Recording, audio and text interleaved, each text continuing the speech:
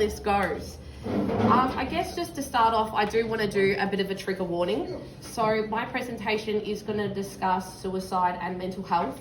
But the reason that I'm discussing this is a message of hope and how we can make change and where you can get support. So we are all human in this room, so if that impacts you in any way, if you need to take a break, please feel free to do so.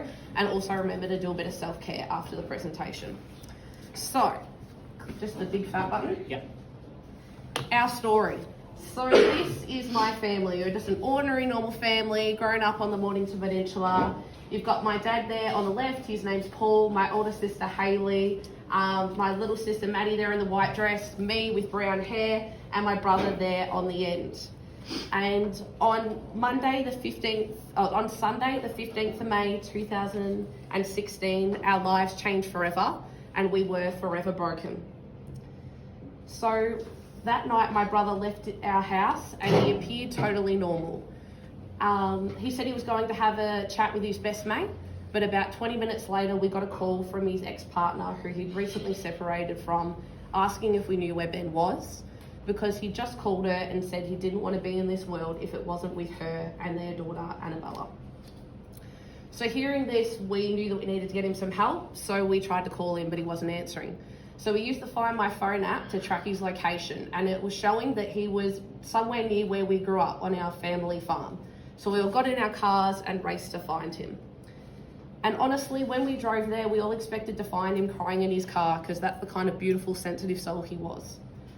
But when we got there, Ben was already dead and he had made a split decision to take his own life. We beat emergency services there and we saw something that we'll never be able to unsee. So shock, pain and disbelief engulfed us. Ben was 22 years old. He was employed full-time and he loved his job and his boss. He was a third-year apprentice plumber. He was extremely close with his family and friends. He was charismatic and the life of the party. He was sensitive and open with his emotions. He had enough money for a house deposit, and he also had a beautiful daughter called Annabella, who was only 19 months old at the time. Ben was the kind of person who wouldn't leave anywhere without saying goodbye. But that night, he left us with no note and us all just wondering why. As a family, none of us will ever be angry at Ben for the decision that we made. I just hope in his final moments, he didn't feel any pain, that he knew that we loved him and that he wasn't scared. And that is why we started It's Okay Not to Be Okay. Because he was just too special to be forgotten, and we just don't want these suicide statistics to continue. So It's Okay Not to Be Okay means to me that it's okay to grieve for however long you need to. It's okay to reach out for help. It's okay to cry and admit you're having a bad day, even have a bad week. It's okay to take medication and see a professional. It's also okay to put your hand up and say, I'm not doing okay. And in fact, doing so is really brave. But sometimes putting your hand up and saying, I'm not doing okay, especially when you're unwell, is really hard. So we want to teach people to look out for your mates and your friends. And if you notice a change in behaviour or you're worried about them, even though it is scary to have that conversation, ask if they're okay.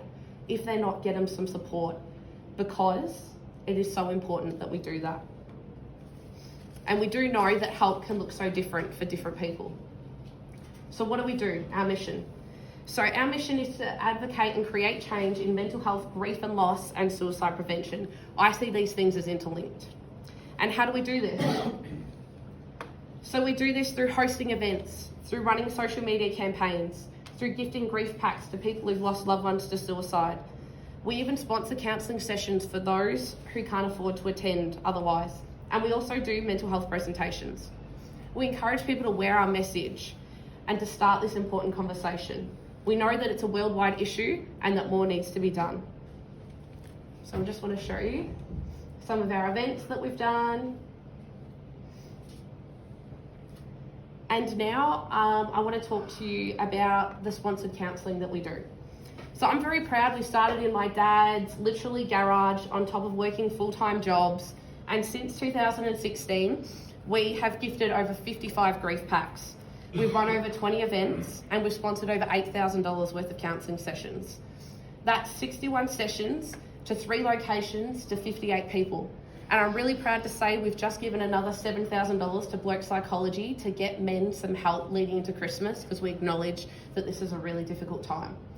So what I want to do now is I'm going to give you some testimonials of people that have received sponsored sessions, and I'm going to let you have a little bit of a read. So there's me at Padua.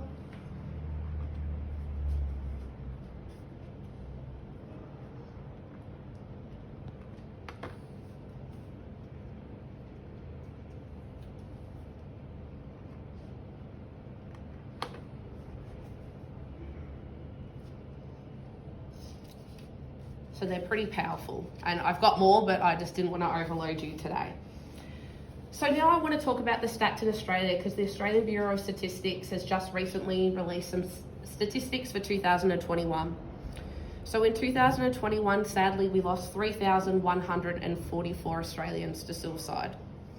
1 in 2 young people by the age of 25 are now impacted by suicide. I was shocked by that stat. Over 10 million adults in Australia are estimated to have known someone who's died by suicide.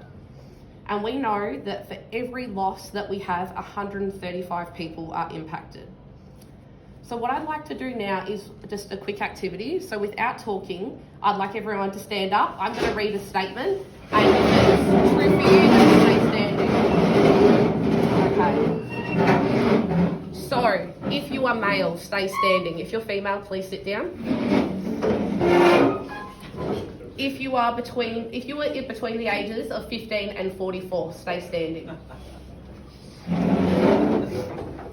So now, without talking, I want everyone to have a look at the people in this room, because suicide is the leading cause of death for men in Australia aged between the ages of 15 to 44.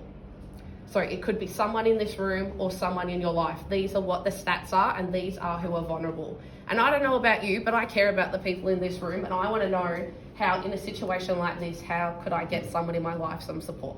So get everyone to sit down. And I want you to grab this out. So this is our constant companion. So this is a resource that I made as a mental health clinician that you can put in your wallet or take a photo of it, and it gives you the tools to help yourself or someone else if you are struggling.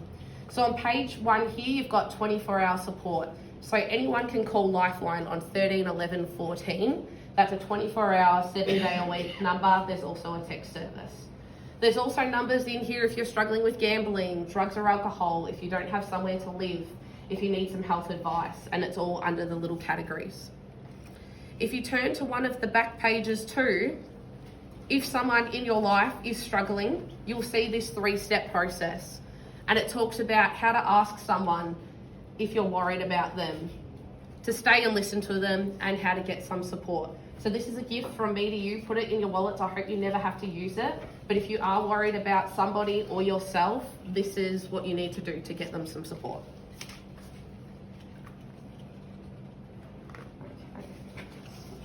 Okay. So as I've said, Lifeline, a great resource. There's also Men's Line if you want to speak to a male. Direct Line is for drug and alcohol counselling, and there's a heap more. So how do we operate? How do we fund ourselves? There's 2 ways: people that are amazing and fundraise and donate to us, and our merchandise. So you might see some amazing people here wearing some merchandise.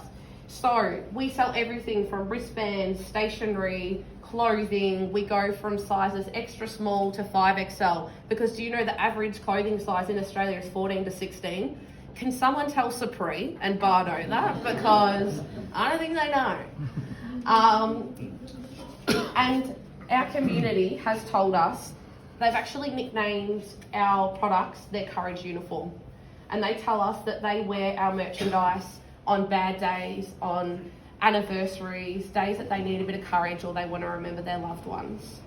And they also tell us that when they go out and see a car sticker or someone wearing a beanie, that they know that it is okay not to be okay, and that they're connected to a community and they're not alone. So we have an online store. I've brought some stuff along today if people would like to purchase. Here's some more shots of what we've got. So you can see we do it all. Okay, so a perfect referral for us. So as you saw before, I do mental health presentations. I did 2 this year. I'd love to do 6 or more next year. So if you are in a workplace, a sporting club, a school, if you have a contact, connect me. I'd love to do a presentation for them. If you know someone that would benefit from a chat but can't afford it, maybe you can connect me with someone who would like to sponsor that session so I could go out and run it for them. Another thing is I'd like a manufacturer so I can make things cheaply and sell them on to continue to generate revenue. Maybe you have someone who'd like to do something pro bono or just at cost. I'm open to suggestions. Maybe you know a grant writer or someone with a skill set that I don't have that you'd like to connect me with. You can purchase our merch. You can like our social media. You can talk to your friends about us. But more importantly, if you do one thing for me today, it is go home and check in with your friends and family. Role model that it's okay not to be okay. And if you're worried about someone, be brave enough to have the chat. Thank you.